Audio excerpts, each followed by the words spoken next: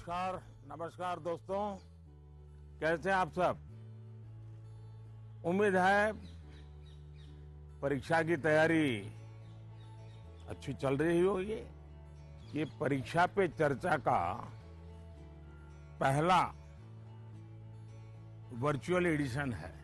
अब जानते हैं हम पिछले 1 साल से कोरोना के बीच जी रहे हैं और उसके कारण हर किसी को नया नया इनोवेशन करना पड़ रहा है। मुझे भी आप लोगों से मिलने का मोह इस बार छोड़ना पड़ रहा है और मुझे भी एक नए फॉर्मेट में आपके बीच आना पड़ रहा है और आपसे रूबरू न मिलना, आपके चेहरे की खुशी न देखना, आपका उमंग और उत्साह न अनुभव करना, ये अपने आप में मेरे लिए बहुत बड़ा लॉस है। लेकिन फिर भी परीक्षा तो है ही है। आप है, मैं हूं, परीक्षा है, तो फिर अच्छा ही है कि हम परीक्षा पे चर्चा कंटिन्यू करेंगे और इस साल भी ब्रेक नहीं लेंगे। अभी हम अपनी बातचीत का सिलसिला शुरू करने जा रहे हैं। एक बात मैं शुरू में जरूर देशवासियों को भी बताना चाहता हूं और गार्डियंस को बताना चाहता हूं, टीचर्स को बताना चाहता हूं। ये परीक्षा पे चर्चा है, लेकिन सिर्फ परीक्षा की ही चर्चा नहीं है। बहुत कुछ बातें हो सकती हैं। एक हल्का फुल्का माहौल बनाना है, एक नया आत्मविश्वास पैदा करना है और जैसे अपने घर में बैठ के बातें करते हैं, अपनों के बीच बात करते हैं, यार दोस्तों के साथ बात करते हैं, आइए हम भी ऐसे ही बात करेंगे आज।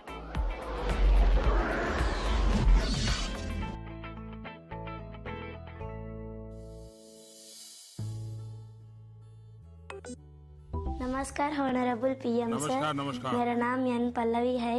मैं 9वीं कक्षा पढ़ रही हूँ। सर, हम अक्सर ऐसा महसूस करते हैं कि पूरा साल पढ़ाई ठीक चल रही होती है, लेकिन जैसे ही परीक्षा निकट आती है बहुत ही तनावपूर्ण स्थिति हो जाती है। कृपया इसके लिए कोई उपाय बताइए सर। बहुत धन्यवाद सर। धन्यवाद पल्लवी। मुझे बताया गया है कि इसी तरह का और भी एक सवाल है। सादर अभिनंदन आदरणीय प्रधानमंत्री जी। मेरा नाम अर्पण पांडे है। मैं global Indian international school Kuala Lumpur Malaysia में 12वीं कक्षा का छात्र हूँ। मैं आपसे अपनी भावी भविष्य की सफलता हेतु एक प्रश्न के उत्तर की आकांक्षा करता हूँ और आशा करता हूँ कि आप इसमें मेरा मार्गदर्शन करेंगे। मेरा प्रश्न है, परीक्षा की तैयारी के दौरान हमारे मन में आने वाले भय और तनाव से हम कैसे उभरे? कि क्या होगा अगर अच्छे अंक और अच्छा कॉलेज मिलेगा या नहीं? धन्यवाद।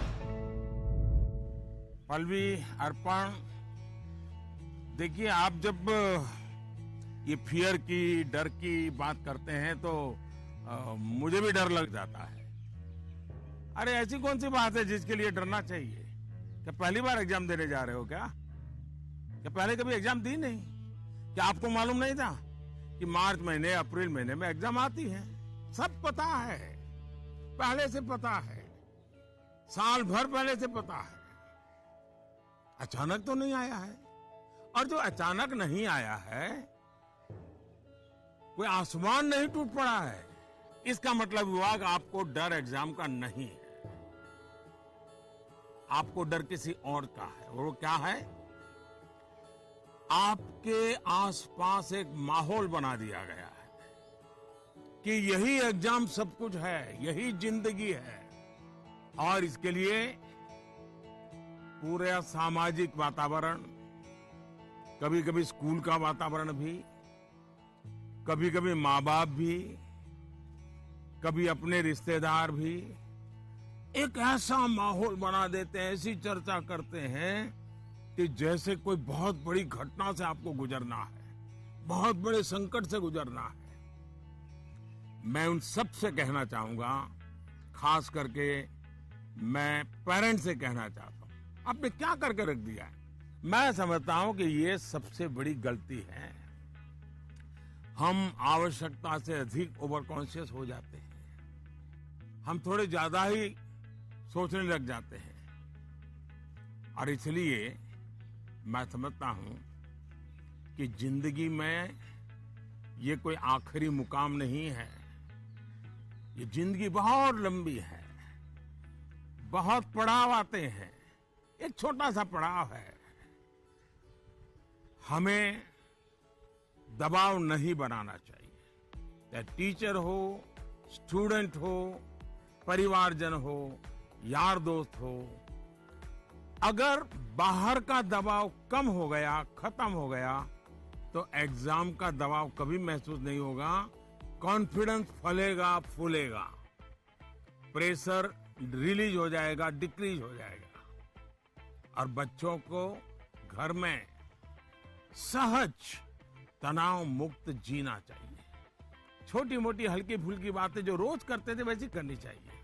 देखिए दोस्तों, पहले क्या होता था, पहले माँ बाप बच्चों के साथ ज्यादा इन्वॉल्व रहते थे और सहज भी रहते थे और कई विषयों पर इन्वॉल्व रहते थे। आज जो भी इन्वॉल्व रहते हैं वो ज्यादातर कैरियर, एग्जाम, पढ़ाई, किताब, सिलेबस, मैं उसको सिर्फ इन्वॉल्वमेंट नहीं मानता हूं। और इससे इन्हें अपने बच्चों के असली सामर्थ्य का पता नहीं होता है। अगर माँ बाप ज्यादा इन्वॉल्व है तो बच्चों की रुचि, प्रकृति, प्रवृत्ति, इस सबको अच्छी तरह समझते हैं और जो कमियां हैं उन कमियों को समझ करके उसको भरने की कोशिश करते हैं, और उसके कारण बालक का कॉन्फिडेंस लेवल बढ़ता है। उसकी स्ट्रेंथ माँ बाप को पता है, उसकी वीकनेसेस माँ बाप को पता है, और उसके कारण माँ बाप समझते हैं कि ऐसे समय वीकनेसेस को बाजू में करो, स्ट्रेंथ को जितना बल दे सकते हो दो। लेकिन आज कुछ माँ बाप इतने व्यस्त हैं कि उन्हें बच्चों के साथ रियल सेंस में इन्वॉल्व होने का समय ही नहीं मिलता। इसका परिणाम क्या होता है, आज बच्चे के सामर्थ्य का पता लगाने के लिए पेरेंट्स को एग्जाम के रिजल्ट का शीट देखना पड़ता है, और इसलिए बच्चों का आकलन भी बच्चों के रिजल्ट तक ही सीमित हो गया है। मार्क्स के परे भी बच्चे में कई ऐसी चीजें होती हैं जिन्हें पेरेंट्स मार्क ही नहीं कर पाते हैं। साथियों, हमारे यहां एग्जाम के लिए एक शब्द है कसौटी, मतलब खुद को कसना है। ऐसा नहीं है एग्जाम आखिरी मौका है, बल्कि एग्जाम तो एक प्रकार से एक लंबी जिंदगी जीने के लिए अपने आप को कसने का उत्तम अवसर है, एक अपॉर्चुनिटी है। समस्या तब होती है जब हम एग्जाम को ही जैसे जीवन के सपनों का अंत मान लेते हैं, जीवन मरण का प्रश्न बना देते हैं। दरअसल एग्जाम जीवन को गढ़ने का एक अवसर है, एक अपॉर्चुनिटी है, एक मौका है। उसे उसी रूप में लेना चाहिए। एक्चुअली हमें अपने आप को कसौटी पर कसने के मौके खोजते ही रहना चाहिए, ताकि हम और बेहतर कर सकें। हमें भागना नहीं चाहिए। आइए दोस्तों, अगले सवाल की तरफ बढ़ते हैं। माननीय प्रधानमंत्री जी नमस्कार, मेरा नाम पुण्य सुन्या है। मैं कक्षा 11वीं की छात्र हूँ। मेरे विद्यालय का नाम विवेकानंद केंद्र विद्यालय निर्जुली, डिस्ट्रिक्ट पापुमपारे, स्टेट अरुणाचल प्रदेश है। माननीय प्रधानमंत्री जी, कुछ सब्जेक्ट्स और कुछ चैप्टर्स है जिनको लेकर मैं सहज नहीं हूँ, उनसे पीछा छुड़ाने में लगी रहती हूँ। मैं चाहे कितनी भी कोशिश क्यों ना करूँ, मैं उन्हें पढ़ नहीं पाती हूँ। शायद ये इसलिए होता है क्योंकि मुझे उनसे डर लगता है। सर, इस स्थिति को कैसे दूर किया जा सकता है? धन्यवाद सर।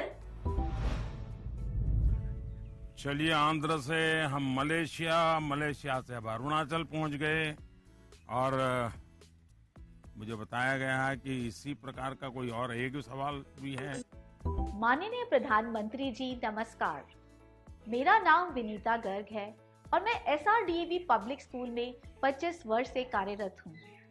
मेरा प्रश्न है, कुछ सब्जेक्ट्स ऐसे हैं जिसमें कई स्टूडेंट्स को डर का सामना करना पड़ता है, इस वजह से वह इनसे बचते हैं।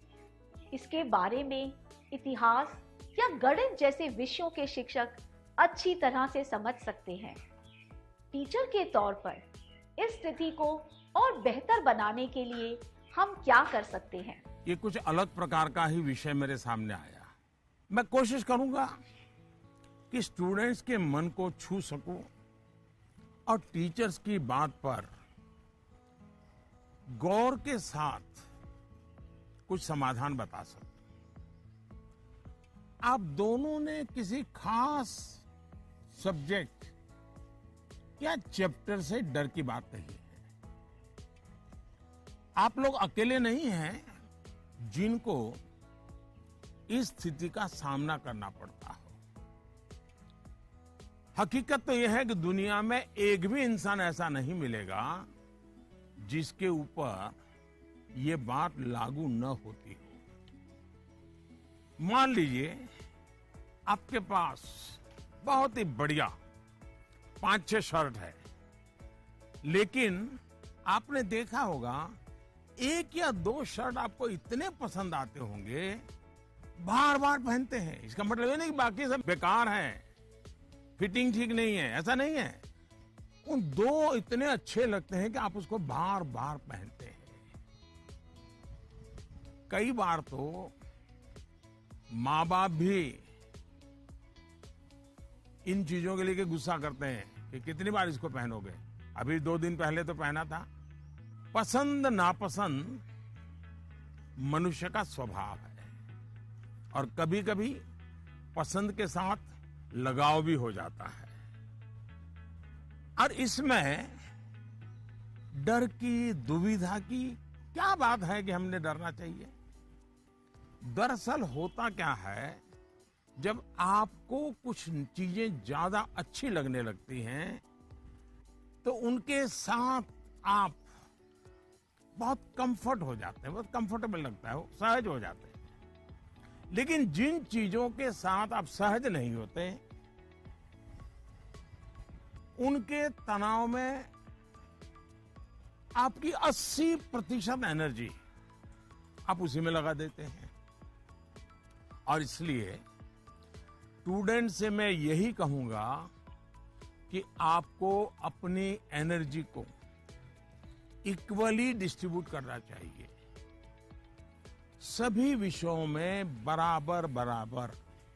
आपके पास पढ़ाई के लिए 2 घंटे हैं तो उन घंटों में हर सब्जेक्ट को समान भाव से पढ़िए। अपने समय को इक्वल डिस्ट्रीब्यूट करिए। साथियों, आपने देखा होगा टीचर्स, माता पिता हमें सिखाते हैं कि जो सरल है वो पहले करें। ये आम तौर पर ये कहा जाता है और एग्जाम में तो खास तौर पर बार बार कहा जाता है कि जो सरल उसको पहले करो भाई, जब टाइम बचेगा तब वो कठिन है उसको हाथ लगाना। लेकिन पढ़ाई को लेकर मैं समझता हूं ये सलाह आवश्यक नहीं है और उपयोगी भी नहीं है। मैं जरा इन चीज को अलग नजरिए से देखता हूं।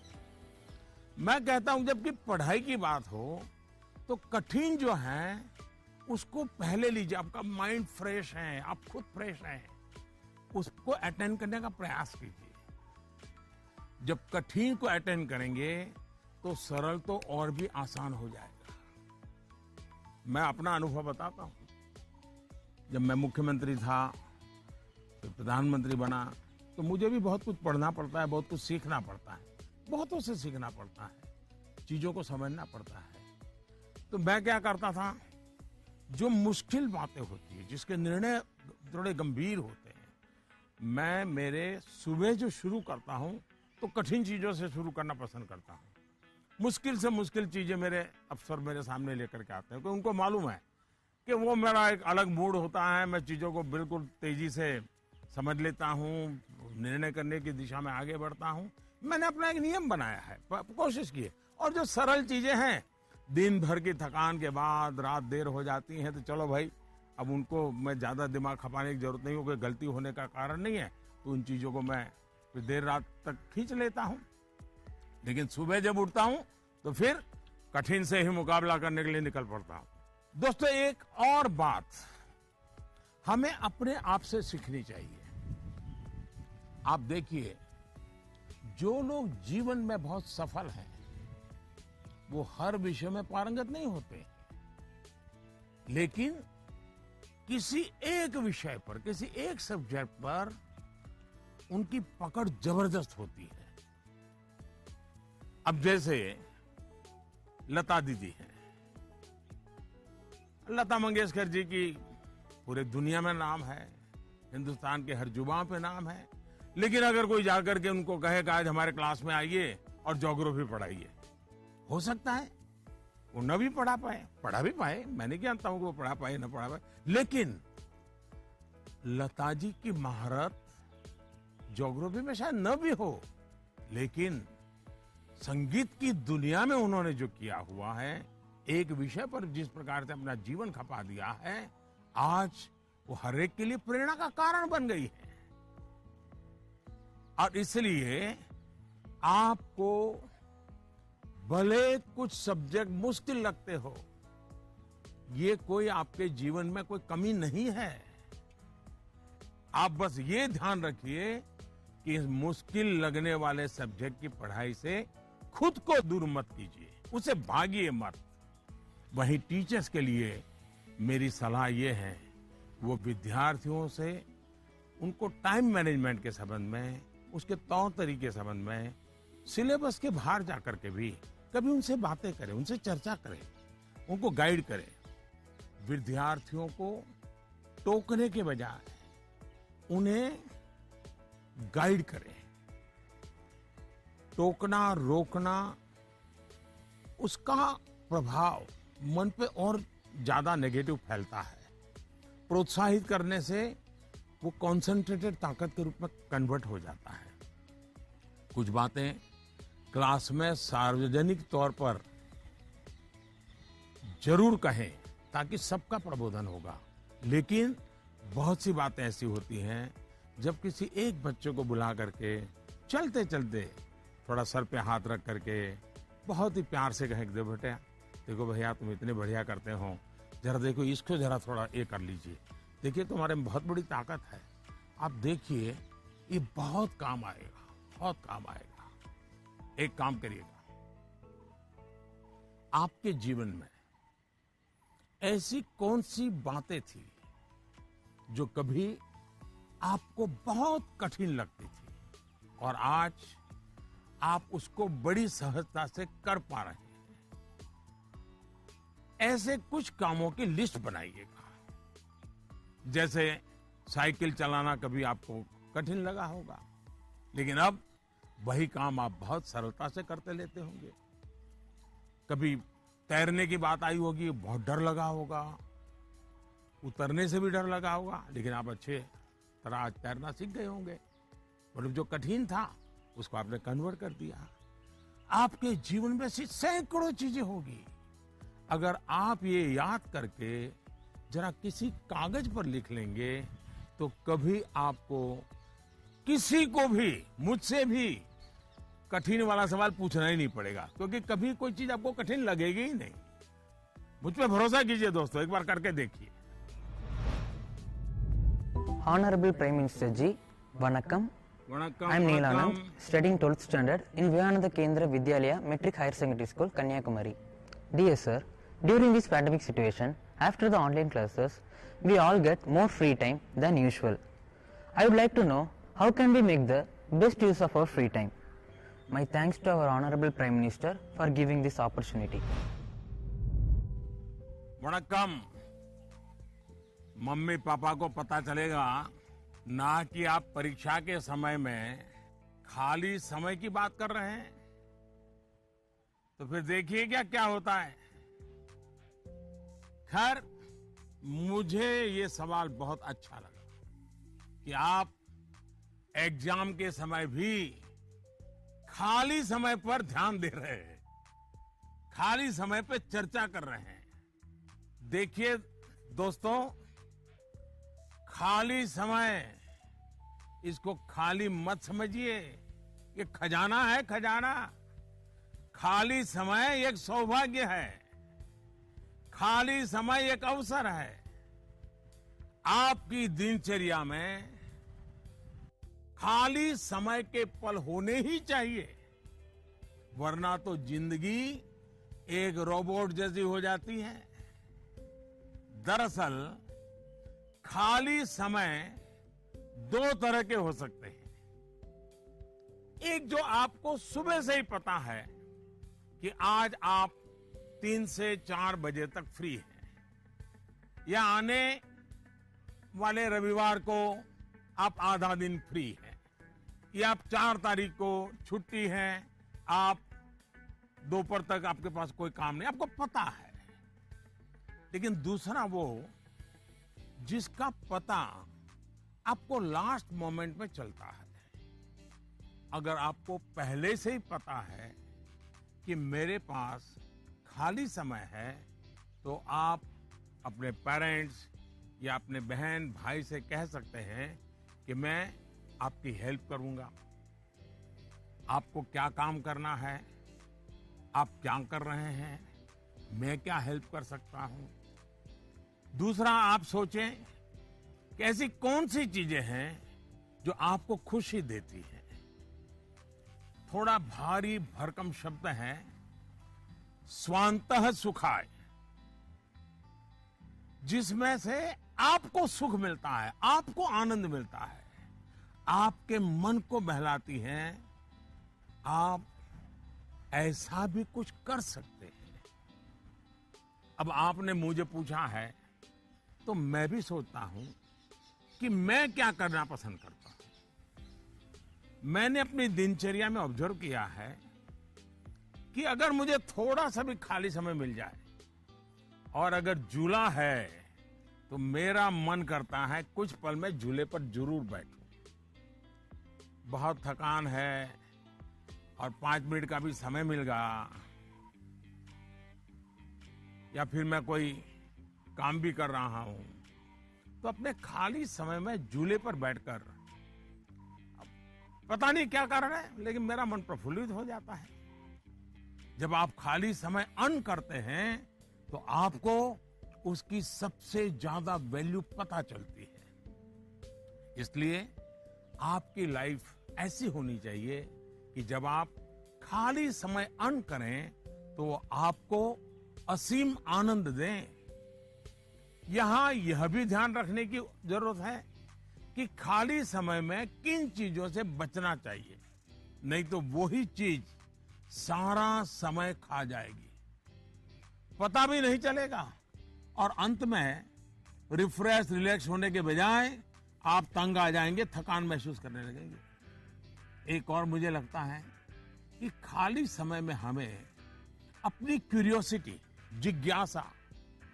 जिज्ञासा बढ़ाने की और ऐसी कौन सी चीजें हम कर सकते हैं जो शायद बहुत प्रोडक्टिव हो जाएगी। आपके माँ या पिता अगर खाना बना रहे हैं, उसे ऑब्जर्व कीजिए।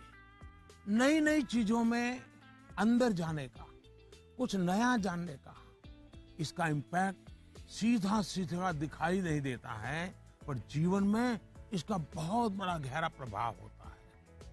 फ्री टाइम का एक और बेस्ट यूज हो सकता है कि आप कुछ गतिविधियों से अपने आप को जोड़ें, जिसमें आप को एक्सप्रेस कर पाए, आपकी यूनिकनेस को बाहर ले आ सके, जिसमें आप अपनी इंडिविजुअलिटी से जुड़ सके।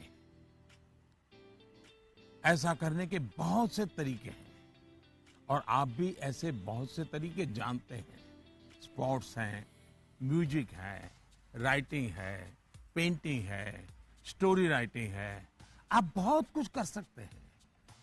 अपने थॉट्स को, इमोशंस को एक्सप्रेस करने का एक क्रिएटिव तरीका दीजिए, अवसर दीजिए।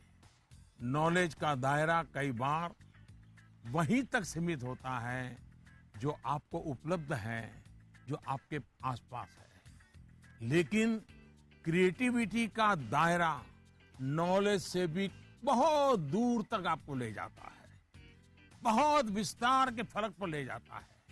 क्रिएटिविटी आपको उस क्षेत्र में ले जा सकती है जहां पहले कभी कोई नहीं पहुंचा जो नया हो। हमारे यहाँ कहा जाता है, जहां न पहुंचे रवि वहां पहुंचे कवि। ये क्रिएटिविटी की तो बात है।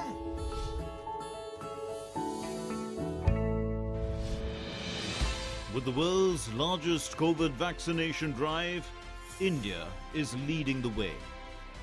As the vaccine reaches every corner of the nation, do not forget the mantra, Dawai bhi, Kadai bhi. Let's continue our fight against COVID-19. Vaccination along with social distancing, sanitization and masks. Mask up, India! Put your mask on and cover your nose and be safe. Mask up, India.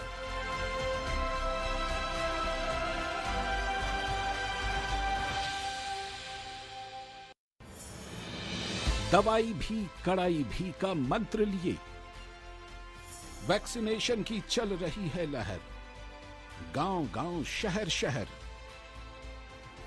लेकिन जब इतना किया है सब्र, तो थोड़े और समय रखें कोरोना पर कड़ी नजर।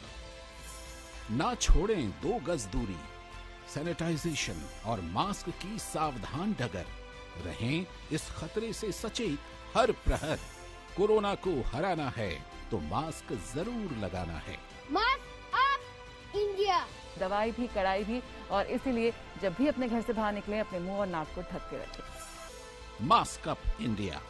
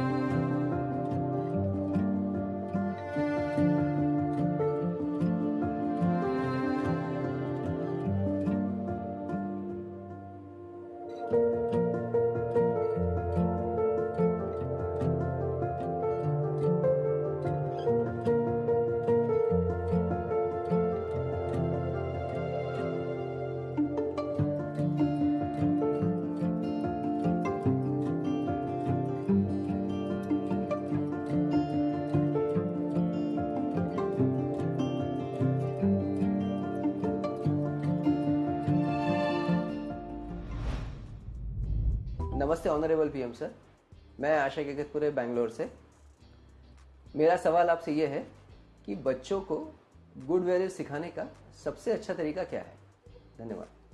मुझे एक सवाल जो आया है वो नमो ऐप पर आया है। उसका विजुअल मेरे पास नहीं है, लेकिन मुझे वो सवाल अच्छा लगा, इसलिए मुझे लगता है कि मैं जरूर आपसे शेयर करूं। पटना से सवाल है, प्रवीण कुमार ने पूछा है, सर आज माँ बाप के लिए बच्चे बड़े करना थोड़ा मुश्किल हो गया है। कारण है आज का जमाना और आज के बच्चे। ऐसे में हम कैसे ये सुनिश्चित करें कि हमारे बच्चों का व्यवहार, आदतें और चरित्र अच्छा हो। प्रवीण कुमार एक जागरूक पिता के रूप में शायद मुझे पूछ रहे हैं। बड़ा कठिन सवाल है मेरे लिए। मैं कहूंगा कि पहले तो आप स्वयं चिंतन करें, आत्मचिंतन करें। क्या ऐसा तो नहीं है कि जीवन जीने का जो तरीका आपने चुना है, आप चाहते हैं वैसे ही जिंदगी आपके बच्चे भी जिए और थोड़ा सा भी उनमें बदलाव आता है तो आपको लगता है कि पतन हो रहा है, वैल्यूज का ह्रास हो रहा है। मुझे बराबर याद है, एक बार मैं स्टार्टअप से जुड़े हुए नौजवानों से मैंने एक समारोह किया, तो बंगाल की एक बेटी जिसने स्टार्टअप शुरू किया है अपनी पूरी कैरियर छोड़ करके, तो उसने अपना अनुभव बताया, वो मुझे हमेशा याद रहता है। उस बेटी ने कहा कि मैंने अपनी नौकरी छोड़ दी, कैरियर छोड़ दी और स्टार्टअप शुरू किया, और मेरी माँ को जब पता चला तो मेरी माँ ने तुरंत कहा सर्वनाश। यानी इतना माँ को झटका लगा, लेकिन बाद में वो बेटी स्टार्टअप में बहुत सफल रही थी। आपको सोचना चाहिए कि आप अपने भाव विश्व में अपने बच्चों को जकड़ने का प्रयास तो नहीं कर रहे हैं, और इसलिए आपका परिवार, आपकी परंपराएं, उसमें मूलभूत मूल्यों को कैसे जोड़ दें, हमें आइडेंटिफाई करना चाहिए। जैसे हमारे यहां कहा जाता है जन सेवा ही प्रभु सेवा है, ये हमारे शास्त्रों में मूल्य के रूप में है। लेकिन आपके घर में पूजा पाठ तो बहुत होती है, दुनिया को दिखता है कि आप बहुत धार्मिक हैं, रिचुअल से भरा जीवन है, लेकिन आप जनसेवा में कहीं नजर नहीं आते हैं। अब जब आपकी संतान यह विरोधाभास देखती हैं तो उसके मन में कॉन्फ्लिक्ट शुरू हो जाता है, सवाल खड़े हो जाते हैं, और सवाल उठना स्वाभाविक में है। उसी प्रकार से भी हमारे मूल्य हैं कि जीव मात्र से परमात्मा का वास है। उसी प्रकार से हम सबकी मान्यता है और हमें यह सिखाया गया है, हमारे जीवन मूल्य के रूप में प्रस्थापित हो चुका है, और हमारी सोच है कि जीव मात्र में परमात्मा का वास है। लेकिन आपके घर में जो काम करने आते हैं, झाड़ू पोछा लगाने आते हैं, लिफ्ट चलाने वाला होता है, आपको स्कूल में छोड़ने वाला ऑटो रिक्शा ड्राइवर है, क्या कभी आपने उनसे उनके सुख दुख की चिंता और चर्चा की है? क्या कभी आपने पूछा वे आपके परिवार में तो किसी को कोरोना नहीं हुआ है ना, आपके परिवार के तो सब सुखी है ना, आप जिस गांव से आए हो उस गांव में तो सब ठीक है ना? क्या आपने कभी पूछा है?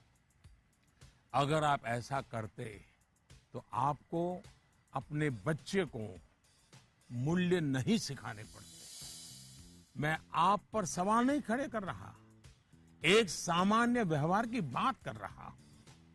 कुछ लोग वाकई ऐसा नहीं करते। बच्चे का बर्थडे होता है, बहुत सारी तैयारियां होती है, कितने लोग अपने घर में काम करने वालों से कहते हैं कि जो भी काम करना है 5 बजे तक पूरा कर दो, 6 बजे जब मेहमान आना शुरू हो जाएंगे तब तुम भी हमारे परिवार के मेहमान के रूप में कपड़े पहन करके, अच्छे कपड़े पहन करके परिवार के सबको लेकर के आ जाना। आप देखिए आप उनसे क्या कहते हैं। आज घर में बहुत से मेहमान जाने वाले हैं, देर तक रुकना पड़ेगा। आप ऐसा कहने के बजाय क्या कहते हैं, देखो कल बहुत मेहमान आने वाले हैं, बहुत काम है, तुम घर बता के आ जाना, देर से आऊंगा, देर से आऊंगी। यानी आपका बच्चा देख रहा है कि इतना बड़ा उत्सव है घर में, लेकिन वो जो मेरे लिए मेहनत करते हैं दिन रात, वो तो इसमें हिस्सेदार ही नहीं है, और तभी उस बच्चे के मन में टकराव शुरू होता है। मैं आपको एक और उदाहरण देता हूं। हम कहते हैं बेटा बेटी एक समान, ये मूल्य है हमारे यहां देव रूप की जो कल्पना की गई है उसमें स्त्री भगवान का उतना ही महत्व है। लेकिन हमारे घर के वातावरण में बेटे और बेटी के बीच जाने अनजाने में जो ट्रीटमेंट किया जाता है उसमें असमानता होती है। उसके बाद जब वही बेटा समाज जीवन में जाता है तो उसके द्वारा नारी समानता में कुछ न कुछ कमी की संभावना बन ही जाती है। ये सही है कि परिवार के संस्कार अच्छे होते हैं तो बुराइयां हावी नहीं होती हैं, लेकिन 19-20 का ही फर्क होता है। बेटे के व्यवहार में कुछ न कुछ कमी रह जाती है। इसलिए हमने जो अपना भाव विश्व बनाया हुआ है वो जब व्यवहार की कसौटी पर खरा नहीं उतरता है तब बच्चों के मन में अंतर्द्वंद शुरू हो जाता है। इसलिए मूल्यों को कभी भी थोपने का प्रयास न करें, मूल्यों को जीकर प्रेरित करने का प्रयास करें। आखिरकार बच्चे बड़े स्मार्ट होते हैं, जो आप कहेंगे उसे वो करेंगे या नहीं करेंगे ये कहना मुश्किल है, लेकिन इस बात की पूरी संभावना होती है कि जो आप कर रहे हैं वो उसे बहुत बारीकी से देखता है और दोहराने के लिए लालायित हो जाता है। और जब आप इन मूल्यों के साथ हमारे इतिहास, हमारे पुराण, हमारे पुरखों की छोटी छोटी बातों को सहजता से जोड़ेंगे तो बच्चे भी प्रेरित होंगे। आचार व्यवहार में उतरना आसान हो जाएगा।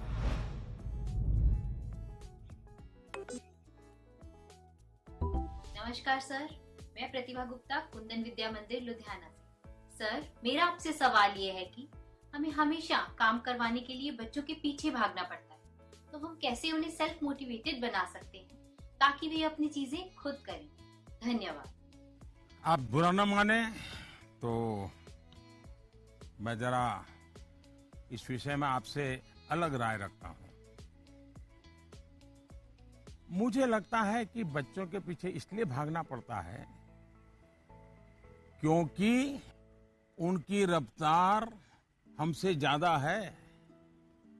ये बात सही है कि बच्चों को सिखाने की, बताने की, संस्कार देने की जिम्मेदारी परिवार के सबकी है, लेकिन कई बार बड़े होने के बावजूद हमें भी तो जरा मूल्यांकन करना चाहिए। हम एक सांचा तैयार कर देते हैं और बच्चे को उसमें ढालने की कोशिश करते रहते हैं और समस्या यहीं से शुरू होती है। हम इसे सोशल स्टेटस का सिंबल बना देते हैं। अक्सर माता पिता अपने मन में कुछ लक्ष्य तैयार कर लेते हैं, कुछ पैरामीटर बना लेते हैं और कुछ सपने भी पाल लेते हैं। फिर अपने उन सपनों और लक्ष्यों को पूरा करने का बोझ बच्चों पर डाल देते हैं। हम अपने लक्ष्यों के लिए बच्चों को जाने अनजाने में, माफ करना मुझे, मेरा शब्द कहीं कठोर लगेगा, जाने अनजाने में हम बच्चों को इंस्ट्रूमेंट मानने लगते हैं। और जब बच्चों को उस दिशा में खींचने में विफल हो जाते हैं तो ये कहने लगते हैं कि बच्चों में मोटिवेशन और इंस्पिरेशन की कमी है। किसी को भी मोटिवेट करने का पहला पार्ट है ट्रेनिंग, प्रॉपर ट्रेनिंग।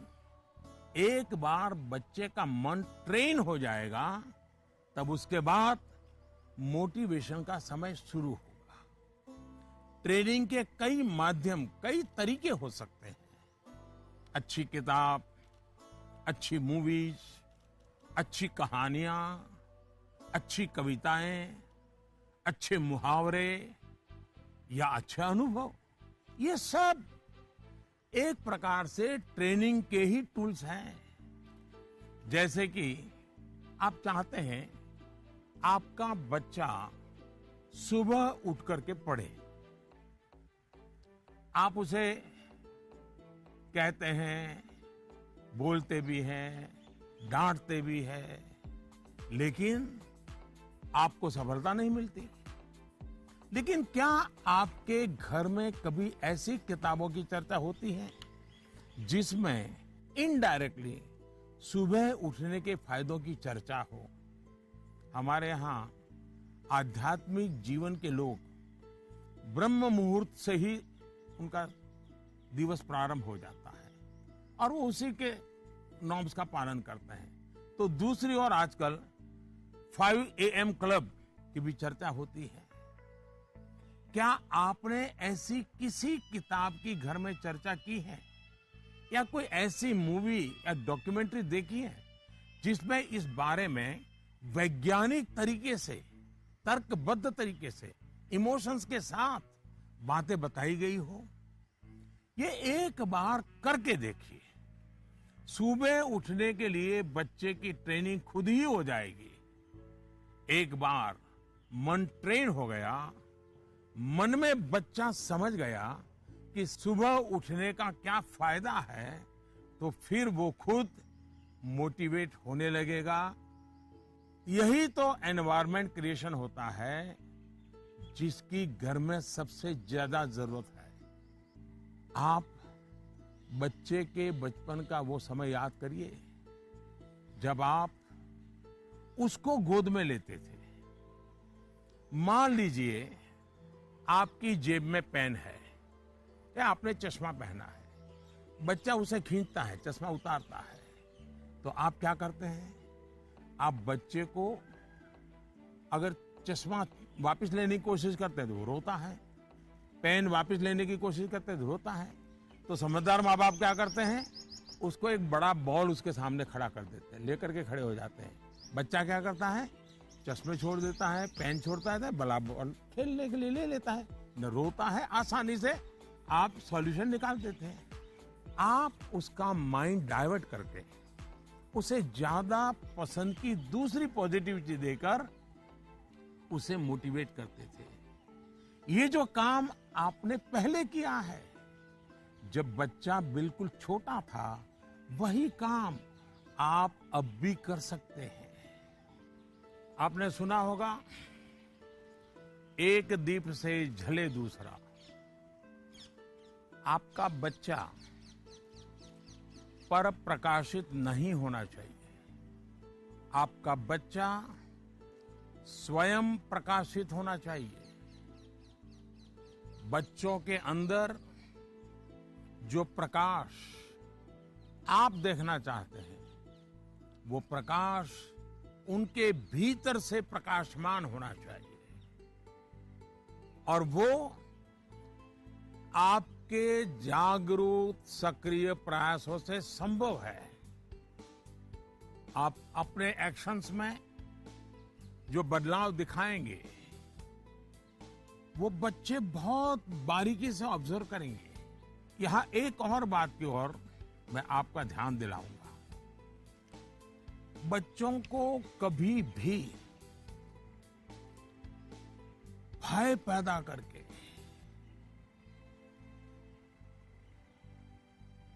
ये होगा तो ये होगा, ऐसा होगा तो ऐसा होगा, कृपा करके ऐसी कोशिश मत कीजिए।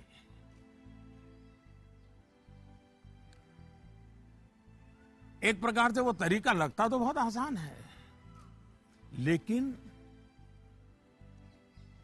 इससे एक तरह से नेगेटिव मोटिवेशन की संभावनाएं बढ़ जाती है। जैसे ही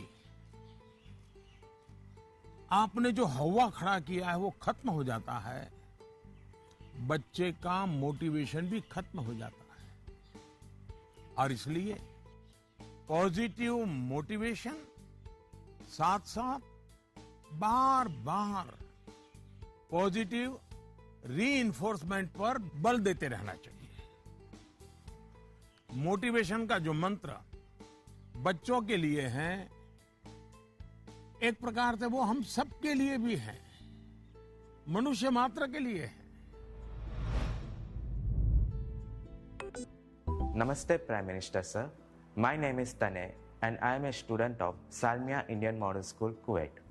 Sir, I have a question to ask you that how to prepare ourselves for the battle of life. Thank you, sir. NaMo app पर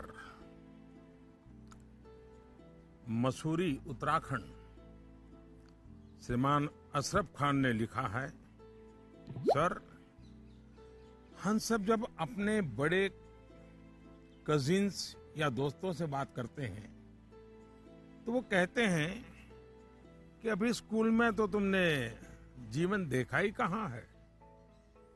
जीवन की असली कसौटी तो स्कूल से बाहर निकल करके होगी। मेरा सवाल यह है कि आज हम अपने आप को कल की चुनौतियों के लिए कैसे तैयार करें। तनय, आप तो कुवैत से मुझसे बात कर रहे हो, लेकिन तनय कभी किसी ने इस बात को मार्क किया है कि तुम्हारे जो आवाज है वो गॉड गिफ्टेड है? क्या कभी तुम्हारे माँ बाप ने, कभी आपके दोस्तों ने, कभी आपके टीचर्स ने कभी कहा है कि आपका ध्यान गया है? आज आपका सवाल सुनने के बाद, खैर रिकॉर्डेड है, लेकिन मैं पक्का मानता हूं कि आपको एक बहुत ही विशिष्ट प्रकार की आवाज परमात्मा ने दी है। कभी उस पर ध्यान दीजिए, ये आपकी बहुत बड़ी विरासत बन सकती है। खैर, मैं तनय की बातों की ओर चला गया, लेकिन जो सवाल आपने पूछे हैं, पहली बात तो ये कि जो लोग आपको ये कहते हैं उनके कहने का तरीका भले ऐसा होता है कि वो आपको सलाह दे रहे हैं, लेकिन मन के भीतर की सच्चाई को देखें तो वो अपने आप को हीरो बनाने की कोशिश कर रहा होता है, या फिर वो अपनी असफलताओं को इसलिए बड़ा बनाकर दिखाता है ताकि उसे एक एस्केप रूट मिल सके, और इसलिए वो दिखाता है कि उसके सामने बहुत बड़ी बड़ी चुनौतियां हैं। इस विषय में मेरा सीधा सीधा मंत्र है, एक कान से सुनिए और दूसरे कान से निकाल दीजिए। हाँ, ये सवाल बहुत स्वाभाविक है कि 10वीं या 12वीं के बाद क्या? ये हर बच्चे के मन में होता है, और न मैं इससे इनकार कर सकता हूं और न कोई और उससे इनकार कर सकता है। बहुतों के लिए ये सवाल चिंता और निराशा फैलाने वाला हो सकता है। दुर्भाग्य से आज के चकाचौंध भरे युग में सेलिब्रिटी के कल्चर के कारण और उसका प्रभाव होने के कारण स्टूडेंट लाइफ में एक धारणा बन गई है कि जो टीवी पर आता है, जिसकी अखबारों में चर्चा होती है, वैसा कुछ बनना है, वैसा कुछ करना है। ये बुरी बात नहीं है, लेकिन जीवन की सच्चाई से ये बहुत दूर है। ये जो प्रचार माध्यमों में 1000-2000 लोग हमारे सामने आते हैं, दुनिया इतनी छोटी नहीं है। इतनी बड़ी विश्व व्यवस्था, इतना लंबा मानव इतिहास, इतनी तेजी से हो रहे परिवर्तन बहुत सारे अवसर लेकर के आते हैं। जीवन की सच्चाई ये है कि जितने लोग हैं उतनी विभिन्नताएं हैं, जितने लोग हैं उतने अवसर भी है। हमें अपनी जिज्ञासा का दायरा बहुत बड़ा करने की आवश्यकता है, उसको विस्तार देने की आवश्यकता है, और इसलिए आवश्यक है कि 10वीं क्लास में, 12वीं क्लास में भी आप अपने आसपास के जीवन को ऑब्जर्व करना सीखिए। आपके आसपास इतने सारे प्रोफेशन है, नेचर ऑफ जॉब्स है, और बदलते हुए नेचर ऑफ जॉब्स हैं। खुद को ट्रेन करिए, अपनी स्किल बढ़ाइए और उसका लाभ उठाइए। करियर के चुनाव में एक पक्ष ये भी है कि बहुत से लोग जीवन में इजी रूट की तलाश में रहते हैं।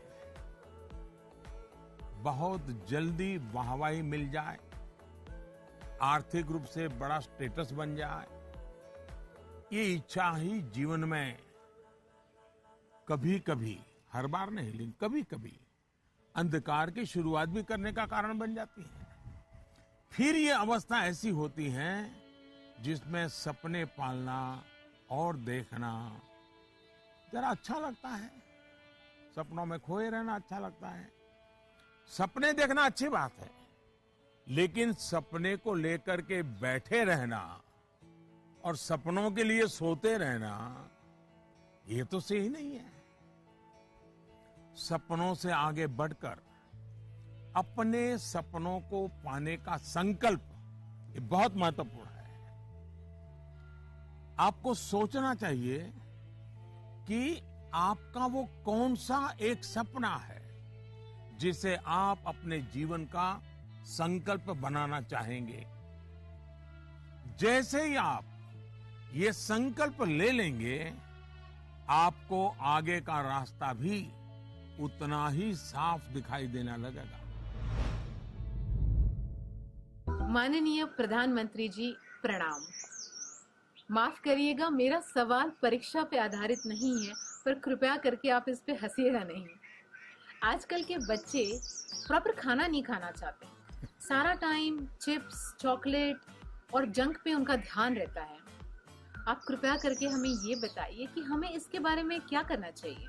इसी प्रकार के कुछ और सवाल भी मेरे साथ हैं, और ये नरेंद्र मोदी ऐप पर छत्तीसगढ़ रायपुर से सुनीता पॉल जी ने लिखा है, सर हमारे बच्चों को हम जो टिफिन में देते हैं वे उस चीज को खाते नहीं और हमेशा फास्ट फूड खाने की जिद करते हैं। कृपया इस मुद्दे पर हमारा मार्गदर्शन करें। मैं समझ नहीं पा रहा हूं कि मैं ये सारे सवाल सुनकर के मुस्कुराऊं या जोरों से हंस पड़ूं। अगर इस मुद्दे पर हम मनोवैज्ञानिक तरीके से आगे बढ़े तो शायद इसका समाधान आसान हो जाएगा।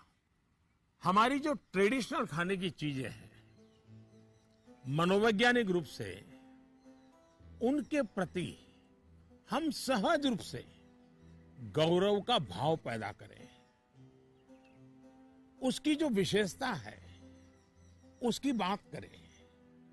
खाना पकाने की हमारी जो प्रक्रिया है, किचन की जो एक्टिविटी है, वो घर के बाकी सदस्यों को पता होनी चाहिए कि कितनी मेहनत करने के बाद खाना पकता है। बच्चों के सामने भी ये सारी बातें चर्चा में लानी चाहिए।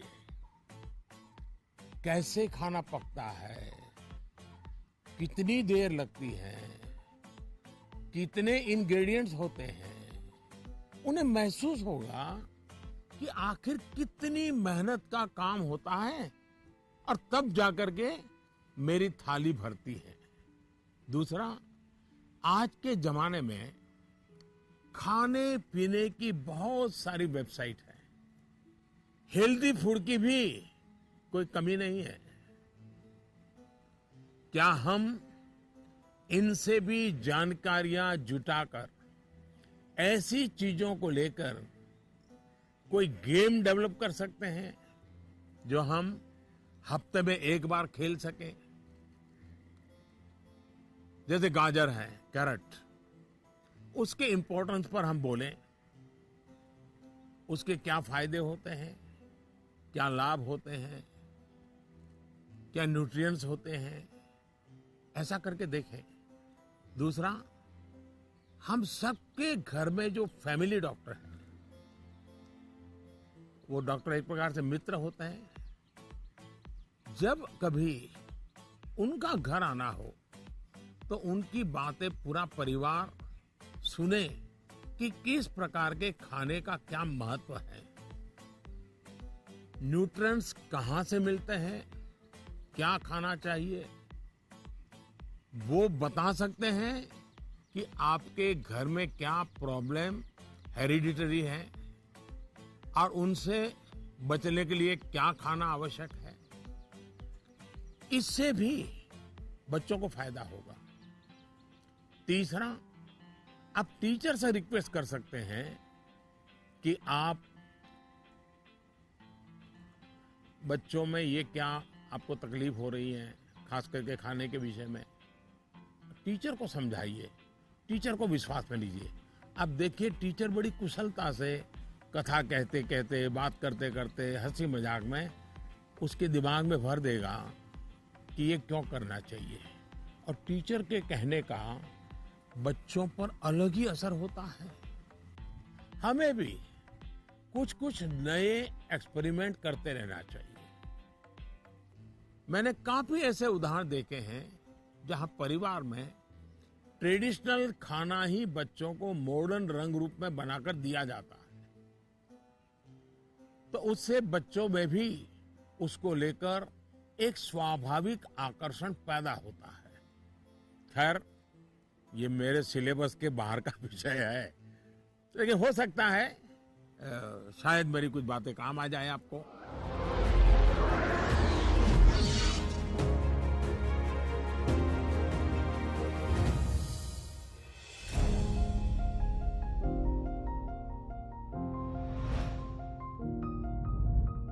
दिव्यांका नमस्कार।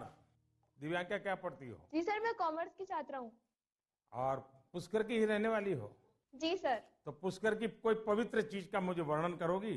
क्या है पुष्कर की विशेषता? पुष्कर में एकमात्र ब्रह्मा मंदिर है। हाँ। और जो पुष्कर राज है वह 68 तीर्थों का गुरु है। अच्छा, ब्रह्मा का क्या रोल रहा है? जी, उन्होंने पृथ्वी को क्रिएट किया है। अच्छा बताइए दिव्यांका, क्या सवाल था आपके मन में? सर, मेरे कुछ मित्र ऐसे हैं जिनकी मेमोरी एवरेज है। वे किसी भी विषय को कितना भी पढ़ ले, वे परीक्षा में उसे याद नहीं रख पाते हैं। सर, वे ऐसा क्या करें कि वे उस विषय को याद रख सके? अच्छा, तो आपको मेमोरी की जड़ी बूटी चाहिए। जी सर। देखिए दिव्यांका, आप सबसे पहले अपनी डिक्शनरी से इस शब्द को डिलीट कर दीजिए। आप सोचिए ही नहीं कि आपके पास याद करने की शक्ति नहीं है। अगर आप खुद से जुड़ी कुछ घटनाओं को देखें तो आपको पता चलेगा कि वास्तव में आपको बहुत सारी चीजें याद रहती हैं। जैसे आपकी मदर टंग, क्या मदर टंग आपने किसी को बहुत ग्रामर के साथ पढ़ाया था क्या, सिखाया था क्या? नहीं सर। आपको याद होगा? नहीं। क्या स्कूल में आपने सीखी या किताब में कहीं भी नहीं? हाँ, ये सब सुन करके सीखी।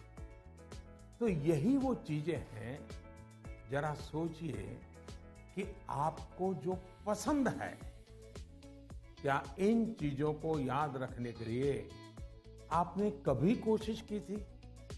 वो बातें जिनसे आप पूरी तरह जुड़ गए हैं, मग्न हो गए हैं, वो बातें जो आपका हिस्सा बन गई हैं, आपके विचार प्रवाह का हिस्सा बन गई हैं, उन्हें आप कभी नहीं भूलते हैं। दूसरे शब्दों में कहूं तो ये मेमोराइज नहीं है, एक्चुअली ये इंटरनलाइज है। और इंटरनलाइज करना यही इसका एक अच्छा रास्ता है। और इसलिए आपको याद करने पर जोर देने के बजाय आपको उसे जीने की कोशिश करनी चाहिए, सहजता, सरलता, समग्रता के साथ आपके पास भी वही सारी शक्तियां हैं जो किसी बहुत टैलेंटेड व्यक्ति के पास होती है। सोचिए, अपने भाई या बहन के साथ अगर आपका झगड़ा हुआ हो तो वो आपको एकदम याद रहता है, आप उसे भूलते नहीं है। यहां तक कि आपको यह भी याद रहता होगा कि उस समय आपके भाई बहन ने कौन से कपड़े पहने थे, आप खड़े खड़े लड़ रहे थे कि दौड़ते हुए लड़ रहे थे, सब याद होगा, एक एक वाक्य याद होगा। जी सर। यानी इसका एक मतलब यह है कि आप उसमें फुली इन्वॉल्व थे, आप उस क्षण को पूरी तरह जी रहे थे। साफ है कि चीजें याद रहे, प्रॉपरली रिकॉल कर सके, उसके लिए आप जिस क्षण में हैं उस क्षण में ही रहना और उसमें पूरी तरह से इन्वॉल्व रहना बहुत जरूरी है। यानी हम पढ़ाई कर रहे हैं, किताब हाथ में है और मन है खेल के मैदान में, सहेलियों के साथ, दोस्तों के साथ, फिर तो मामला गड़बड़ हो जाता है। आगे जाकर आप में से कोई विद्यार्थी अगर साइकोलॉजी पढ़ेगा तो उसमें मेमोरी बाय एसोसिएशन का कंसेप्ट विस्तार से समझाया जाएगा। आप याद कीजिए कि स्कूलों में सुबह असेंबली में राष्ट्रगान होता है। अब जन गण मन हर कोई गाता है, लेकिन क्या कभी आपने जनगण मन गाते समय आपने उस राष्ट्रगान के साथ देश में ट्रैवल किया क्या? आप उसके साथ जो शब्द आते हैं उन शब्दों के साथ अपने आप को विजुलाइज कर पाए कि नहीं कर पाए? पंजाब को, गुजरात को, महाराष्ट्र को, बंगाल को मन ही मन राष्ट्रगान गाते समय ट्रैवल किया क्या? आपको एकदम से याद होना शुरू हो जाएगा। मन ही विजुलाइज करेंगे तो आपको अच्छे से याद रह जाएगा। इसका तो एक फायदा और होगा, आप इस देश के साथ भी एकाकार होते चले जाएंगे। यानी इन्वॉल्व, इंटरनलाइज, एसोसिएट और विजुलाइज। मेमोरी को शार्प करने के लिए इस फॉर्मूले पर आप चल सकते हैं। मैं आपको एक और उदाहरण देता हूं। आपके पास नोटबुक्स होती हैं, अलग अलग विषयों की किताबें होती हैं। आप जब भी घर से निकले ये तय करके निकले कि बैग में इतने नंबर पर इस विषय की नोटबुक होगी और इतने नंबर पर इस विषय की किताब होगी। चौथे नंबर पे हो सकती है, तीसरी पर हो जाए। और आपने अगर 3 नंबर पर हिस्ट्री की किताब रखी है, 5 नंबर पर भूगोल की किताब रखी है, तो जब भी आप हिस्ट्री की किताब निकालने जाएं तो बिल्कुल आंख बंद करके 3 नंबर की किताब निकालते हैं आप। देखिएगा आपका कॉन्फिडेंस लेवल कितना बढ़ जाएगा। चलिए, मुझे अच्छा लगा, आपसे बात करने का मौका मिला और मैं राजस्थान के लोगों को भी और पुष्कर की पवित्र धरती को भी आज यहां से नमन करता हूं। बहुत बहुत धन्यवाद।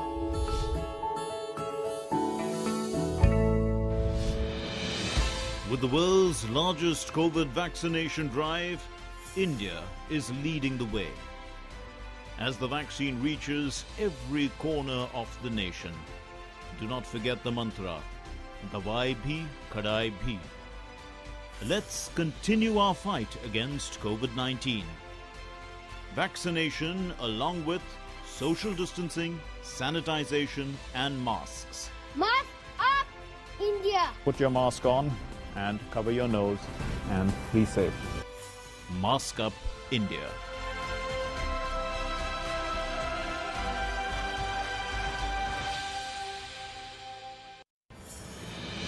दवाई भी कड़ाई भी का मंत्र लिए वैक्सीनेशन की चल रही है लहर, गांव गांव शहर शहर। लेकिन जब इतना किया है सब्र तो थोड़े और समय रखें कोरोना पर कड़ी नजर। ना छोड़ें 2 गज दूरी, सैनिटाइजेशन और मास्क की सावधान डगर। रहें इस खतरे से सचेत हर प्रहर। कोरोना को हराना है तो मास्क जरूर लगाना है। Mask up India. दवाई भी, कड़ाई भी, और इसीलिए जब भी अपने घर से बाहर निकलें अपने मुंह और नाक को ढक के रखें। Mask up India.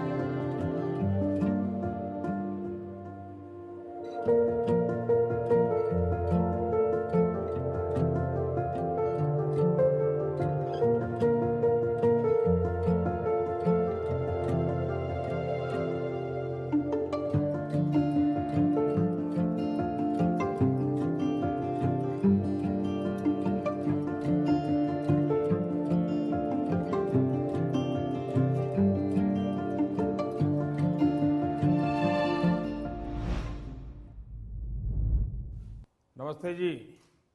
नमस्कार सर। हाँ बताइए। मेरा प्रश्न यह है कि जब हम किसी प्रश्न का उत्तर याद करते हैं तो वह हमें अच्छी तरह से याद हो जाता है, लेकिन जब हम स्कूल में लिखना शुरू करते हैं तो क्वेश्चन पेपर को देखकर ही हम अचानक से सब कुछ भूल जाते हैं। सर कृपया करके यह बताइए कि ऐसा क्यों होता है। Thank you sir. आपका शुभ नाम क्या? सुहान सहगल। अच्छा सहगल जी, आप पढ़ते कहाँ हैं? Alcon international school. अच्छा, ये सवाल पहले किसी को पूछा है? नहीं सर। नहीं पूछा। मम्मी पापा को पूछा? नहीं सर। टीचर को पूछा? नहीं सर। लो बड़े कमाल के हो यार, मैं ही मिला गया तुम्हें। लेकिन आपका सवाल मैं समझता हूं ज्यादातर विद्यार्थियों के मन में रहता है। जब मैं भी तुम्हारी तरफ पढ़ता था ना, तो ये बात तो मन में रहती थी कि यार पता नहीं क्यों याद नहीं आ रहा है। देखिए, परीक्षा हॉल में जाते समय आपको अपने मन को बिल्कुल शांत करके जाना चाहिए। मैं अभी टीवी स्क्रीन पर आपको देख रहा हूं, इतना शांत आपका चेहरा है, इतने विश्वास के साथ आप बैठे हैं, मुस्कुराते भी हैं। ये जो अवस्था है ना, एग्जामिनेशन में जाए ना तब भी ऐसा ही रहिए, आपको कभी नहीं भूलेंगे। आपका मन अशांत रहेगा, चिंता में रहेगा, आप घबराए हुए रहेंगे, तो इस बात की संभावना बहुत ज़्यादा होगी कि जैसे ही आप क्वेश्चन पेपर देखेंगे कुछ देर के लिए सब कुछ भूल जाएंगे। इसका सबसे अच्छा उपाय यही है कि आपको अपनी सारी टेंशन परीक्षा हॉल के बाहर छोड़कर जाना चाहिए। और आपको ये भी सोचना चाहिए कि जितनी तैयारी आपको करनी थी आपने कर ली है। अब आपका फोकस प्रश्नों के अच्छे से उत्तर देने में होना चाहिए। आप इस बात से भी नहीं घबराइए कि कुछ नया आ गया तो क्या होगा, कुछ ऐसा आ गया जो आपने पढ़ा ही नहीं है तो क्या होगा। और मैं सभी को कहूंगा, परीक्षा के तनाव को कम करने के लिए बिना टेंशन लिए परीक्षा देने के लिए बहुत सारी एक्टिविटीज, बहुत सारे उपाय आपको एग्जाम वॉरियर बुक में दिए गए हैं। और अभी भी एग्जाम वॉरियर बुक को एक मैंने नया एडिशन, मुझे कोरोना में थोड़ा समय मिल गया तो मैंने इसको थोड़ा इम्प्रूवमेंट भी किया है, कुछ एडिशन भी किया है। इस बार इसमें बच्चों के लिए ही मंत्र नहीं है, बल्कि मैंने पेरेंट्स के लिए भी काफी कुछ लिखा है। कई सारी एक्टिविटीज नमो ऐप पर भी दी हुई है। आप इसमें पार्टिसिपेट करके अपने मित्रों के साथ शेयर भी कर सकते हैं। और मुझे विश्वास है, थोड़ा सा प्रयास कीजिए, मन में से निकल जाएगा और आपको पक्का फायदा होगा। और आपके साथियों, और मैं आपसे चाहूंगा कि आपको जब भी फायदा हो तो मुझे लिख करके दीजिए। एग्जाम वॉरियर पढ़ करके मुझे चिट्ठी लिखिए। लिखोगे ना? जी सर। वाह, शाबाश। Thank you sir. नमस्ते जी। मेरा नाम धारवी पोपट है। मैं गुजरात अहमदाबाद के ग्लोबल मिशन इंटरनेशनल स्कूल संस्कार धाम के कक्षा 11वीं कॉमर्स की छात्रा हूँ। श्रीमान, इस कोरोना काल में उद्योग, व्यापार, सरकार को भी तकलीफ आई होगी, लेकिन क्या आपने सोचा है कि विद्यार्थियों को क्या तकलीफ आई? सर, इस संकट को मैं अपने जीवन में किस रूप में याद रखूं? ऐसा लगता है कि हम छात्रों का एक साल निरर्थक हो गया हो। मेरी जगह आप होते तो क्या करते? आपका मार्गदर्शन हमें दिशा देगा। धन्यवाद। धारवी, आपका छोटा भाई है? बड़ा भाई, छोटा भाई कोई है घर में? छोटी बहन है। हैं? छोटी बहन है सर। छोटी बहन है। अच्छा जी सर। छोटी बहन को ऐसे ही डांटती हो जैसे अभी कह रही थी? नहीं सर। है? ऐसे आंखें खोल करके बोल रही थी? अच्छा, साबरमती आश्रम पहले आई थी कि आज पहली बार आई? सर, फर्स्ट टाइम आई हूँ आज। फर्स्ट टाइम आई हो? कितने साल से अहमदाबाद में रह रही हो? 6 years सर। अच्छा, तो 6 साल से रह सर। रही हो और आपको कभी मन नहीं कर गया कि भारत की आजादी का इतना महत्वपूर्ण स्थान, वहां कभी जाना चाहिए? आज तो सुबह से आ गए होंगे आप लोग? जी सर, बिल्कुल। तो आपने देखा क्या? आज सब चीजें देखी क्या? हाँ सर, देखी। मन को शांति का अनुभव हुआ? हाँ सर, बहुत शांति का अनुभव हुआ। देखिए, जा करके अपने संस्कार धाम के दोस्तों को भी कहो कि साबरमती आश्रम जाना चाहिए, और अपने परिवार और मित्रों के भी कहो कि साबरमती आश्रम जाना चाहिए और वहां की शांति का अनुभव करना चाहिए। कुछ पल मौन वहां बैठना चाहिए। करोगे? हाँ सर। अच्छा, अब आप चलिए, आपके सवाल पर आता हूं। मैं तो एकदम से धारवी को उपदेश ही देने लग गया था। देखिए, आपकी बात बिल्कुल सही है। जहां तक कोरोना का प्रश्न है, मैं तो इसे इस रूप में देखता हूं कि जो गलती आपने नहीं की, उसका खामियाजा आपको उठाना पड़ा। ये आपके लिए जीवन की एक सीख है कि कई बार जीवन में बहुत कुछ अचानक घटता है, अकल्पनीय घटता है, और इन घटनाओं पर आपका कोई नियंत्रण नहीं होता है। कोरोना में भी हम कह सकते हैं कि बच्चों का, युवाओं का जो नुकसान हुआ है वो बहुत बड़ा है। बचपन के लिए तो 1 साल का नुकसान बड़ी इमारत की नींव में एक खालीपन जैसा है। इस कमी को भरना आसान नहीं है। स्कूल एज मतलब हंसना, खेलना, मिट्टी में खेलना, मिट्टी उछालना, गर्मी, सर्दी, बरसात, हर चीज का आनंद, दोस्तों के साथ, क्लासरूम में, टीचर के साथ गप्पे मारना, बातें करना, घर की छोटी सी भी घटना चारों दौर एकदम से बता देना, उनके बीच रहना, ये सब जीवन की विकास यात्रा के लिए बहुत अनिवार्य होता है। इन सब चीजों से आप सहज ही कितना कुछ सीख सकते हैं। आपको भी लगता ही होगा, कोरोना काल के पहले का समय आप याद करते होंगे तो सोचते होंगे कि कितना कुछ मिस किया है।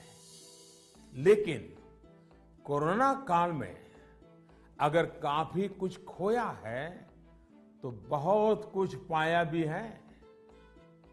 कोरोना की सबसे पहली सीख तो यही है कि आपने जिस चीज को, जिन जिन लोगों को मिस किया, उनकी आपके जीवन में कितनी बड़ी भूमिका है, ये इस कोरोना काल में ज्यादा पता चला है। आपको इस बात का एहसास हुआ कि किसी को भी फॉर ग्रांटेड नहीं लेना चाहिए।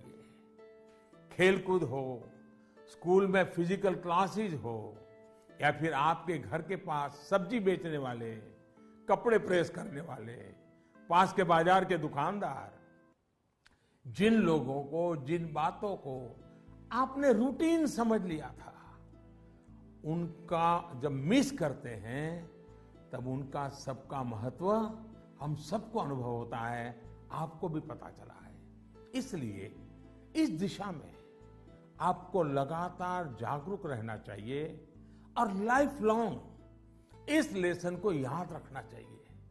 कोरोना के बाद भी इन चीजों की उपेक्षा नहीं करनी चाहिए। वहीं आपको यह भी याद रहना चाहिए, जीवन को सच्चे अर्थ में जीने के लिए कितनी कम चीजों की जरूरत होती है। दूसरा, इस एक साल में आपको कहीं ना कहीं जाने अनजाने में आपको खुद के भीतर झोंकने का, खुद को जानने का एक अवसर भी मिला होगा। कोरोना काल में एक और बात ये भी हुई है कि हमने अपने परिवार में एक दूसरे को ज्यादा नजदीकी से समझा है। कोरोना ने सोशल डिस्टेंसिंग के लिए मजबूर किया, लेकिन परिवारों में इमोशनल बॉन्डिंग को भी इसने मजबूत किया है। कोरोना काल ने यह भी दिखाया है कि एक संयुक्त परिवार की ताकत क्या होती है, घर के बच्चों के जीवन निर्माण में उनका कितना रोल होता है। मैं चाहूंगा कि सोशल साइंस के लोग, हमारी यूनिवर्सिटीज इस पर रिसर्च करें, कोरोना काल के फैमिली लाइफ पर स्टडी करें, कैसे इस संकट से मुकाबला करने में संयुक्त परिवार ने समाज को ताकत दी। इस पहलू को खंगाले। कोरोना आने के बाद ये जो आयुर्वेदिक काढ़ा, पौष्टिक भोजन, साफ सफाई, इम्यूनिटी, ऐसे अनेक महत्वपूर्ण विषयों पर हम सबका ध्यान गया है। इन सब के लिए लोगों ने जो जो किया, वो अगर पहले से करते आ रहे होते तो शायद परेशानी इससे भी कम होती।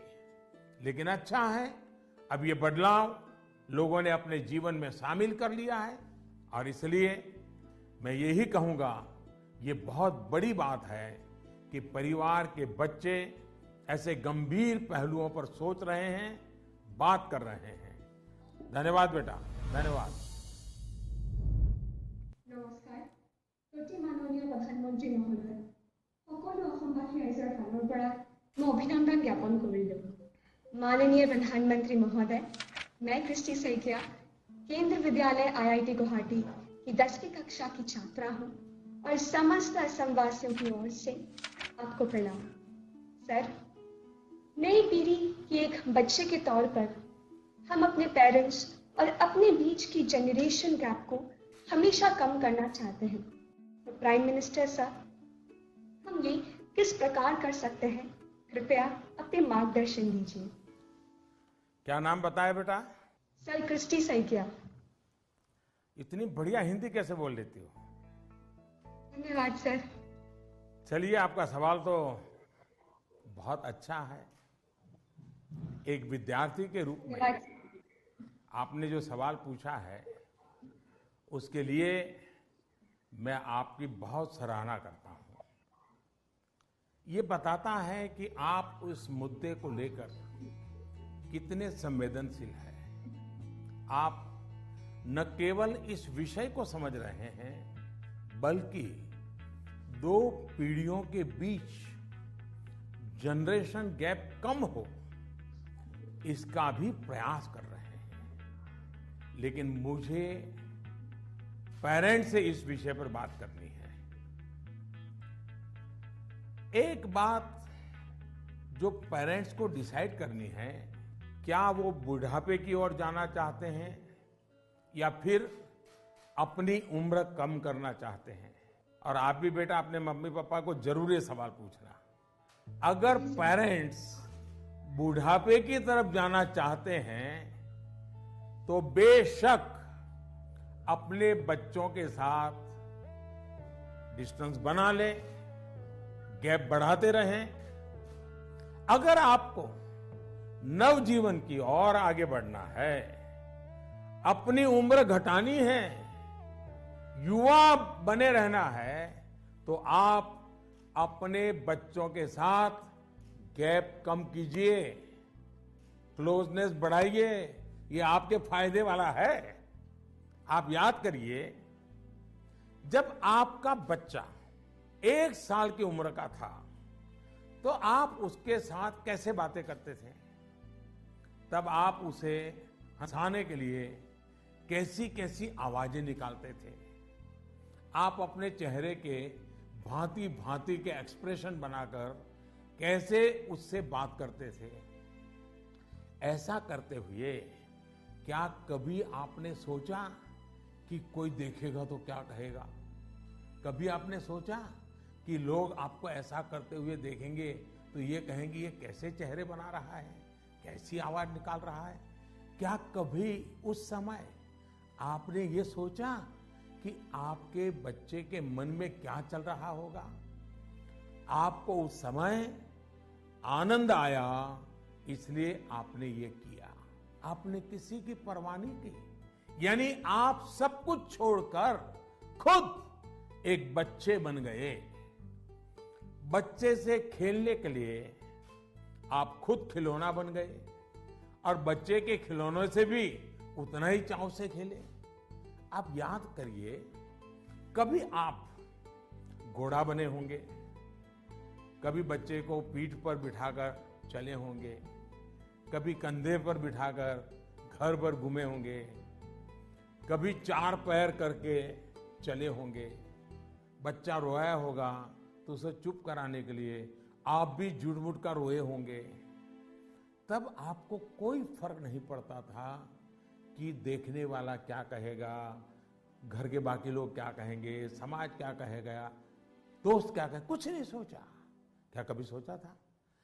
आप उसका आनंद लेते हैं और ऐसा बच्चे के 5-6 साल की उम्र तक चलता रहता है। जैसे ही बच्चा थोड़ा बड़ा होता है तो एक लेवल पर मेंटेलिटी ऐसी हो जाती है कि माँ बाप बच्चे को डोमिनेट करना चाहते हैं, बच्चे को हर चीज सिखाना चाहते हैं। अचानक जो दोस्त थे वो दोस्त न रहकर बच्चे के इंस्ट्रक्टर बन जाते हैं और कभी कभी इंस्पेक्टर भी बन जाते हैं। साथियों, बच्चा जब बाहर की दुनिया में पैर रखता है तो बहुत सी बातें ऑब्जर्व करता है। घर में जो देखा था उससे कुछ ज्यादा, कुछ अलग, कुछ नया वो देखने लगता है। उस समय आपकी ये जागरूक जिम्मेदारी है कि उस नए वातावरण में आपका बच्चा और अधिक फले फूले। और इसका उत्तम तरीका है कि आप उसके मन से जुड़े, उसके मन से ही करें और उसकी हर बात को इमोशनली अटैच होकर के सुने। ऐसे नहीं फोन कर रहे हैं और वो बोल रहा है, ऐसा नहीं होना चाहिए। बिल्कुल उसके साथ जुड़िए। आपको जो पसंद नहीं, अगर वो काम आपका बच्चा करके आया है तो उसको डांटिए मत, टोकिए मत, बस सुनते रहिए। सुनते समय उसको लगना चाहिए कि आप उसको कितना प्यार करते हैं। हाँ, लेकिन जो चीज अच्छी नहीं है उसको मन में रजिस्टर करके रखिए। और ये ग्रोइंग एज के बच्चों के लिए करना बहुत जरूरी होता है। आप जितना हो सके उसकी बात सुनिए, उसकी बात समझिए। आप इंस्ट्रक्टर बनकर उसे सुबह से शाम तक क्या करना है ये मत समझाइए। बार बार ये मत पूछिए कि मैंने ये कहा था, क्या क्या किया। बस अपनी आंखें खुली रखिए, कान खुले रखिए, उस पर ध्यान रखिए। उसमें सुधार से जुड़ी जो बातें आपने रजिस्टर की हैं, जो आपको ठीक नहीं लगा उसे ठीक करने के लिए बहुत विचार करके एक एनवायरनमेंट क्रिएट करिए ताकि उसे खुद ही लगे कि वो कहाँ गलत कर रहा है। जब माँ बाप बच्चों के साथ हम उम्र बनकर ही जुड़ते हैं तो कोई इश्यू नहीं होता है। जैसे बच्चा कोई नया गाना सुन रहा है, कोई नया म्यूजिक सुनकर आनंद ले रहा है, तो आप भी उसके साथ उस आनंद में शामिल होने की कोशिश करिए। आप उसको मत कहो कि 30 साल पहले हमारे जमाने में तो वो गाना था, हम वो बजाएंगे। नहीं, ऐसा मत करो। वो जो गाना उसको पसंद है आप उससे जुड़िए, आनंद लीजिए ना। ये समझने की कोशिश तो करिए कि आखिर ऐसा क्या है उस गाने में कि आपका बच्चा उसे पसंद कर रहा है। लेकिन होता क्या है कि हम देखते हैं ठीक इसी समय कुछ माता पिता ये कहने लगते हैं कि ये क्या बेकार का गाना सुन रहे हो, असली म्यूजिक तो हमारे समय में होता था। अब तो जो बनता है वो सिर्फ शोर शराबा होता है। होता क्या है कि बच्चा आप आकर के आपको कोई बात बताता है, वो बताता है कि आज स्कूल में हमने ये किया, तो कहीं आप अपनी ही कहानी लेकर तो नहीं बैठ जाते हैं कि अरे ये तो ऐसे ही क्या है, क्या नई चीज है, ये तो वैसा ही है। अपने बच्चे के साथ उसकी जनरेशन की बातों में उतनी ही दिलचस्पी दिखाइएगा, आप उसके आनंद में शामिल होंगे तो आप देखिएगा जनरेशन गैप कैसे खत्म हो जाती है। और शायद जो बात आप कहना चाह रहे हैं वो उसके समझ में भी आ जाए। और इसलिए जनरेशन गैप को कम करने के लिए बच्चों और बड़ों को एक दूसरे को समझना होगा, खुले मन से गपशप करनी होगी, खुलकर बातें करनी होगी, समझना होगा, सुनना होगा और फिर आपको बदलने की तैयारी भी रखनी होगी। चलिए, असम से इतना बढ़िया सवाल मुझे मिला, जरा मैं लंबा ही जवाब दे गया, लेकिन मुझे अच्छा लगा। बहुत बहुत धन्यवाद बेटा। धन्यवाद सर। Namaste sir. नमस्ते। I am Shreyan Roy of class 10. I study in Central Model School, Barakpur, Kolkata. Sir, in the exam season, what scares us more is that what happens after exam. What will happen if our result does not come so good? Is failure in examination is actually the failure in our life too? अरे यार, ऐसा कैसे सोचते हो, हैं? अगर आप exam warrior किताब पढ़ते तो ये सारे सवालों के जवाब आप खुद ही लोगों को दे देते। लेकिन आपका सवाल महत्वपूर्ण है और शायद ऐसे सवाल बार बार उठते भी हैं और बार बार जवाब देने भी होते हैं। एक बार कहने से बात बनने वाली नहीं है। और मैं ये बात पूरे खुले मन से कहना चाहता हूं कि दुर्भाग्य से शिक्षा के क्षेत्र में और पारिवारिक जीवन में सोचने का दायरा इतना सिमट गया है। परीक्षा में आपके जो नंबर आए वो आपकी योग्यता का पैमाना नहीं हो सकते। भारत ही नहीं, दुनिया में आप ऐसे बहुत से सफल लोगों को देखेंगे जो क्लास में नंबरों में भले अच्छे नहीं थे, लेकिन आज वो अपनी फील्ड में सर्वश्रेष्ठ हैं। ये परीक्षा सिर्फ एक पड़ाव है। इस परीक्षा में नंबर कम आने का मतलब ये नहीं होना चाहिए कि आपके जीवन में बहुत बड़ा नुकसान हो गया।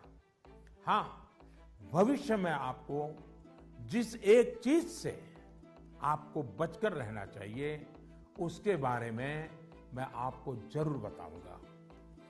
एक नई तरह की कुरीति आ रही है समाज में, जिसे हम डेस्टिनेशन फीवर कह सकते हैं। मतलब दूसरे अगर किसी एक डेस्टिनेशन पर हैं तो उन्हें देखकर अपना डायरेक्शन तय करना। आपका कोई रिश्तेदार कहीं जाकर सफल हुआ, आपको लगता है वहां जाकर आप भी सफल हो जाएंगे। कोई असफल हुआ तो आपको लगता है हम भी उसी फील्ड में गए तो असफल हो जाएंगे। हमें लगता है वो स्टूडेंट इस दिशा में गया, इस क्षेत्र में गया, ये बना, उस क्षेत्र में उसने ये नाम कमाया, तो हम भी वही करेंगे, तभी हमारा जीवन सफल होगा। ये सोच सही नहीं है दोस्तों। इसी सोच का परिणाम है कि बहुत से स्टूडेंट्स इतने तनाव में जी रहे हैं। आप जो पढ़ते हैं वो आपके जीवन की सफलता और विफलता का पैमाना सिर्फ यही एकमात्र नहीं हो सकता। आप जो जीवन में करेंगे वो आपकी सफलता और असफलता को तय करेंगे। आप लोगों के प्रेशर, सोसाइटी के प्रेशर, माता पिता के प्रेशर, इन सब से बाहर निकलिए। हमें पोटेंशियल को जानने के लिए मैदान में कूदना ही पड़ता है। मुझे लगता है कि आपको अपना जवाब मिल गया होगा। साथियों, मुझे बहुत अच्छा लगा आप सबसे वर्चुअली मिलने का मुझे मौका मिला। मैं आप सबका बहुत बहुत धन्यवाद करता हूं। वाकई मुझे बहुत आनंद आया। आप सबसे बात करना मेरे लिए भी एक उमंग से कम नहीं होता है, आनंद से कम नहीं होता है। मुझे लगता है कि आप सभी को भी जरूर उसमें से कुछ न कुछ बातें काम आएगी। जरूरी नहीं है कि मैंने जो कहा है उसी पर चलना चाहिए। सोचिए, अपने तरीके से सोचिए। साथियों, आज मैं आपको एक बड़े एग्जाम के लिए तैयार करना चाहता हूं। ये बड़ा एग्जाम है जिसमें हमें 100% मार्क लेकर के पास होना ही है। ये है अपने भारत को आत्मनिर्भर बनाना। ये है वोकल फॉर लोकल को जीवन मंत्र बनाना। मेरा एक आग्रह है, जब आपकी बोर्ड परीक्षाएं समाप्त हो जाएं, तो परिवार के लोगों के साथ मिलकर एक लिस्ट बनाइए। सुबह से लेकर रात तक आप जिन चीजों का उपयोग कर रहे हैं, उनमें से कितनी चीजें विदेशी धरती पर बनी हैं और कितनी चीजों में भारत मां की मिट्टी की सुगंध है, कितनी चीजें किसी देशवासी की मेहनत से बनी हैं। इसके अलावा एग्जाम के बाद के लिए एक टास्क आपको देना चाहता हूं। आप सब जानते हैं कि हमारा देश आजादी के 75 साल के उपलक्ष्य में आजादी का अमृत महोत्सव मना रहा है। अमृत महोत्सव में हमारे स्वाधीनता सेनानियों के बारे में आप सब लोग जानें, आजादी की लड़ाई के बारे में जानें। इसके लिए देश ने एक अभियान शुरू किया है। आपको इस अभियान से जुड़ना है। आप अपने राज्य की आजादी की लड़ाई से जुड़ी 75 घटनाएं खोजकर निकालिए। ये किसी व्यक्ति के संघर्ष में जुड़ी हो सकती हैं, किसी क्रांति वीर से जुड़ी हो सकती हैं। इन घटनाओं को आप अपनी मातृभाषा में विस्तार से लिखिए। इसके अलावा हिंदी, इंग्लिश में लिख सके तो भी अच्छा होगा। आप इसको साल भर का प्रोजेक्ट बनाइए और डिजिटल तरीके से इसे कैसे करें, इसके लिए अपने टीचर से भी गाइडेंस लीजिए। आप अपने टीचर से बात करिए, अपने पेरेंट्स से, दादा दादी से बात करिए। आप क्या कर सकते हैं, इस पर चर्चा करिए। साथियों, गुरुदेव रविंद्रनाथ टैगोर ने लिखा है, मैंने स्वप्न देखा कि जीवन आनंद है। मैं जागा और पाया कि जीवन सेवा है। मैंने सेवा की और पाया कि सेवा में ही आनंद है। आप खुद भी देखिए, जब हमारी इच्छाएं, हमारे लक्ष्य देश की सेवा से जुड़ जाते हैं, तो हम करोड़ों जीवनों से जुड़ जाते हैं। इसलिए बड़े सपने रखने हैं, देश के लिए सोचना है। मुझे पूरा भरोसा है आप ये एग्जाम बहुत अच्छे मार्क्स से पास करेंगे। उसके बाद जीवन में बहुत आगे जाएंगे। इसलिए खूब पढ़िए, खूब खेलिए, खूब मस्ती करिए। रिजल्ट के बाद मुझे अपने संदेश भी जरूर भेजिएगा, मुझे इंतजार रहेगा। इन्हीं शुभकामनाओं के साथ सभी मेरे युवा साथियों का, नन्हे नन्हे दोस्तों का बहुत बहुत धन्यवाद। अनेक अनेक शुभकामनाएं।